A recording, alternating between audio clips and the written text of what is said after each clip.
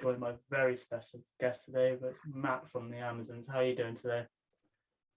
Battered and bruised, but otherwise triumphant, Harry. Thank you. That's right. We just came off tour with Raw Blood, like literally last night. There was some rescheduled dates, and we finished in Leeds, and the gloves were off by the end, I have to say. Not surprised. That leads very, very quickly into my first question.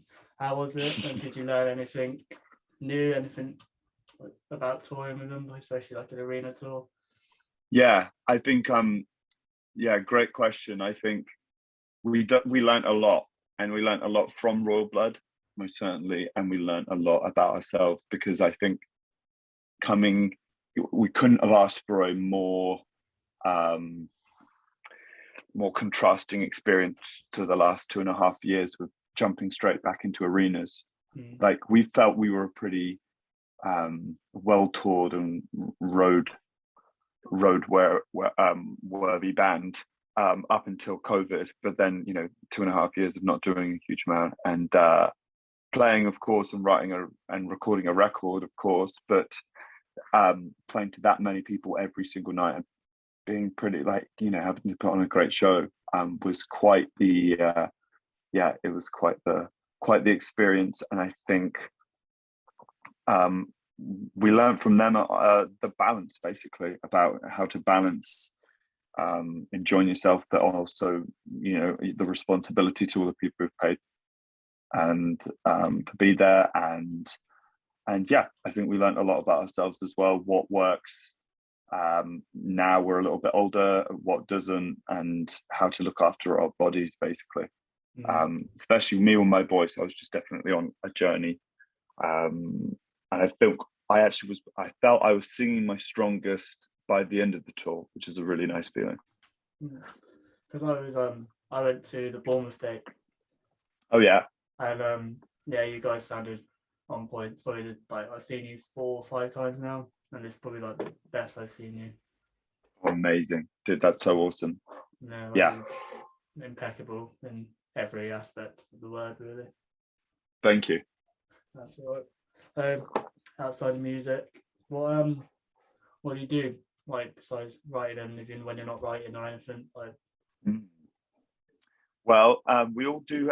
I mean, definitely over the last 2 years, we've been forced to pursue lots of different interests, really. I think Joe, our drummer, has always loved wine and drinking, but it's only until recently he's really dug into it, and he started working at a vineyard and helped out with the harvest and picked grapes and got studied for wine qualifications and all that stuff.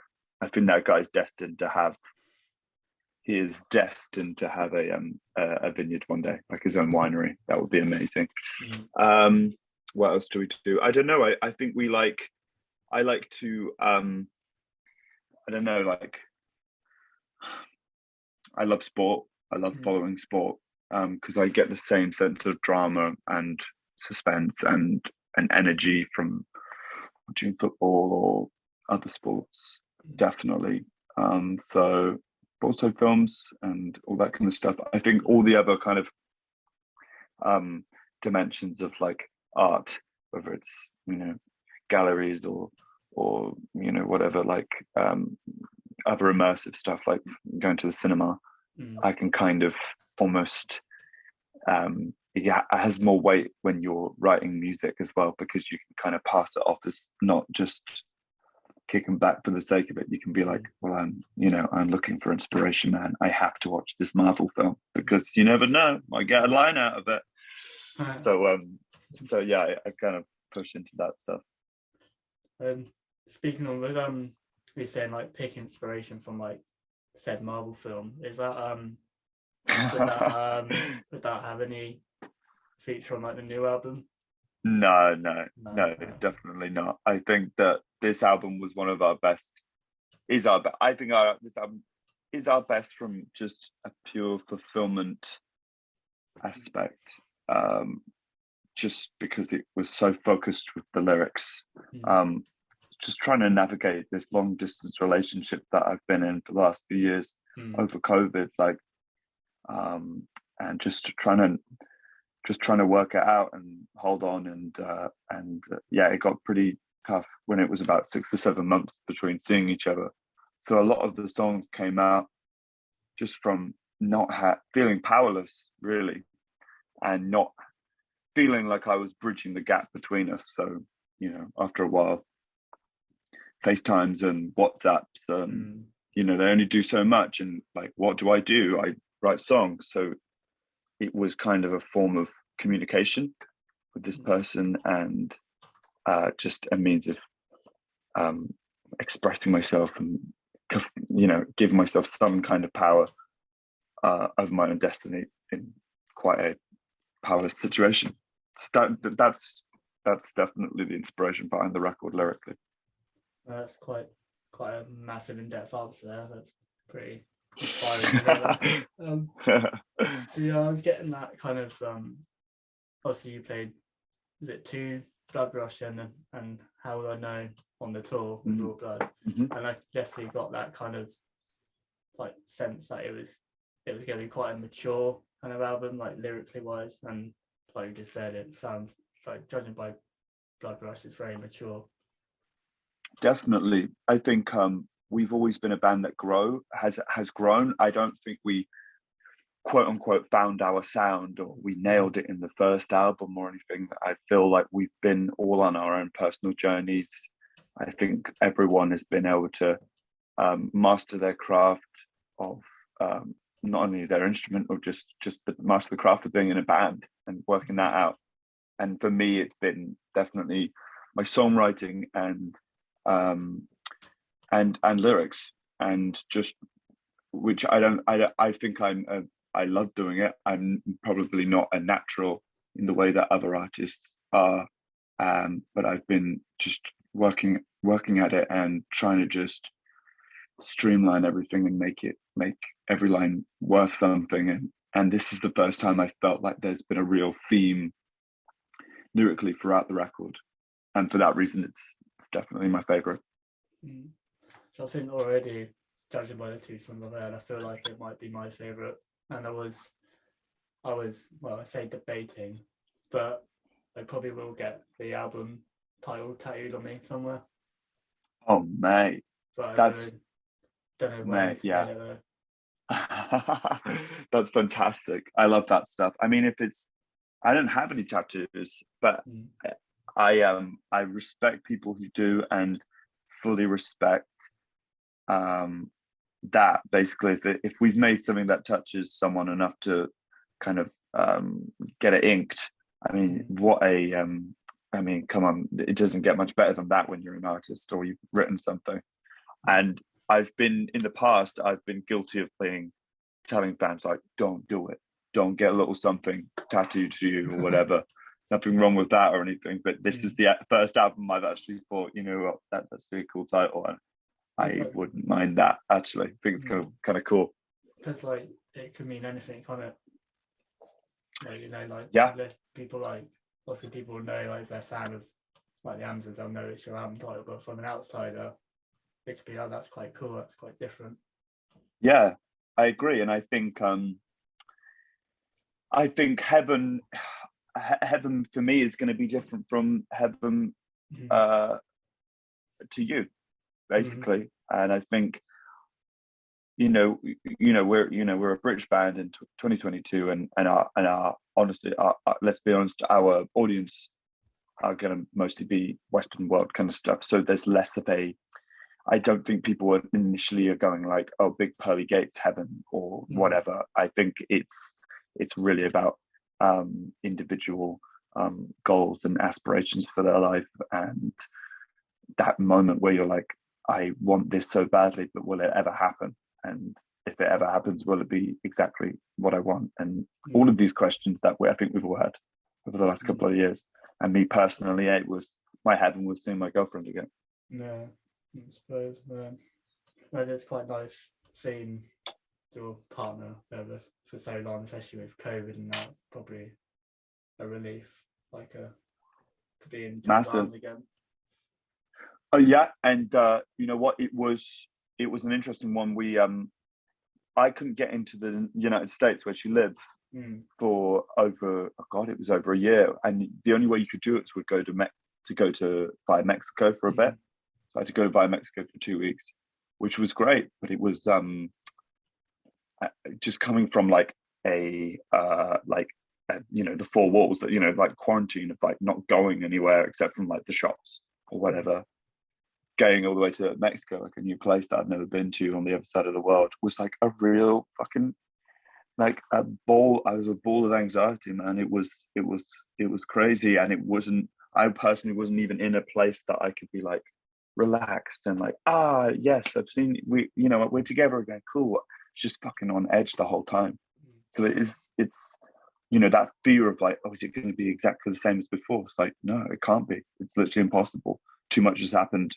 We've changed so much. But but you settle into it and stuff, and it was fucking great afterwards when we got back to the States. But yeah, it was a really interesting time, and I wrote a shitload of songs around that time. Nice. So I'm intrigued to hear. So, Oh yeah, for sure. how are you feeling upon like the album release? Are you excited like for everyone to hear it? As you said, it could be your best work. So Yeah, I actually don't mind it coming. It's coming out in September, and it is a slight departure sonically from the last record. There are definitely darker moments, and there are more definitely riffs and stuff. That's what happens with us in the Amazons. We can't not do that.